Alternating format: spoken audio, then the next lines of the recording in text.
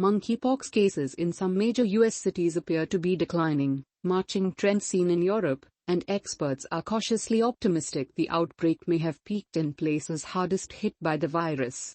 The World Health Organization said reported cases of monkeypox worldwide had fallen by 21% in the past week, following a month-long upward trend in infections, but noted that cases in the United States continued to increase.